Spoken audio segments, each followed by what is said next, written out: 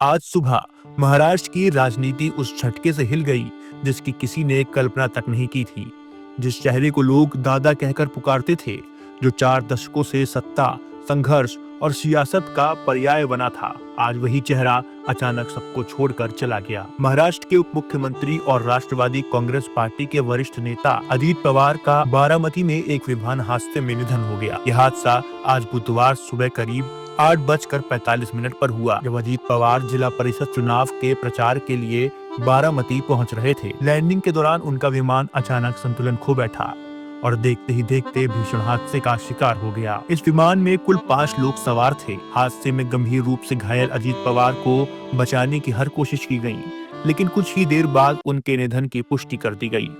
इस खबर ने न सिर्फ महाराष्ट्र बल्कि पूरे देश की राजनीति को शोक के लहर में डुबा दिया। अजीत पवार एक ऐसा नाम जो पिछले 4 दशकों से महाराष्ट्र की राजनीति का अहम स्तंभ रहा। चाचा शरद पवार की छत्रछाया में राजनीति का कहकहारा सीखने वाले अजीत पवार धीरे धीरे खुद एक बड़े राजनीतिक कद में तब्दील हो गए। 1980 के दशक में राजनीति में कदम रखने वाले अजीत पवार को 1991 में पहली बार चुनावी सफलता मिली, जब उन्होंने बारामती लोकसभा सीट जीती। हालांकि उन्होंने कुछ ही समय बाद अपने चाचा शरद पवार के लिए पद से इस्तीफा भी दे दिया, जिसके बाद शरद पवार ने उपचुनाव जीतकर पीसी नरसिम्हा राव सरकार में रक्षा मंत्री का पद संभाला। इसी साल अजीत पवार ने अपने पारिवारिक गढ़ बारामती विधानसभा सीट से चुनाव लड़ा और विधायक बने।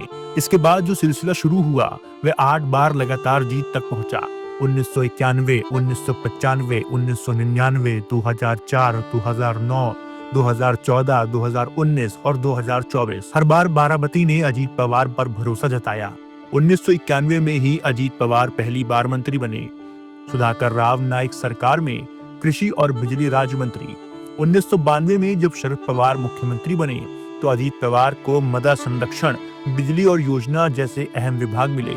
इसके बाद सिंचाई मंत्री, ग्रामीण विकास मंत्री, जल संस्थान मंत्री, लगभग हर बड़े विभाग में उनकी मौजूदगी रही।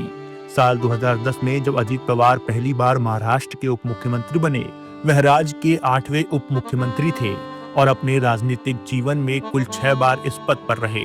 पृथ्वीराज चौहान, देवेंद्र फडणवीस, उद्धव ठाकरे और एकनाथ शिंदे लगभग हर दौर में सत्ता का अहम चेहरा बने रहे।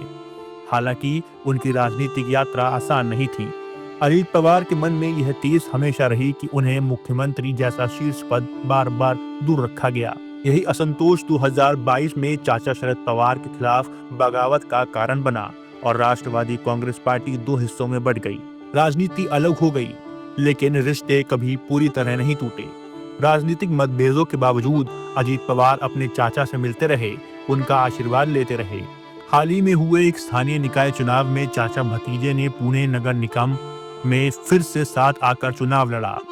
आज वही अजीत पवार तो सत्ता के शिखर तक पहुंचने की जद्दोजहद में लगे रहे, जो जनता के बीच आज भी बेहद लोकप्रिय थे, अचानक इस तरह चले गए। 2019 में उन्होंने 1,65,000 से ज्यादा वोटों से जीत दर्ज की थी। 2024 में भी 1 लाख से ज्यादा मतों का अंतर रहा, लेकिन किसे पता था कि यह सफर इतनी अचानक, इतनी त्रासदी के साथ खत्म हो जाएगा।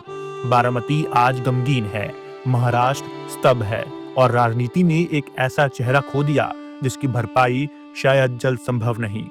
अजीत पवार, आपकी राजनीति पर बहस हो सकती है, लेकिन आपके जाने का शून्य बहुत गहरा है।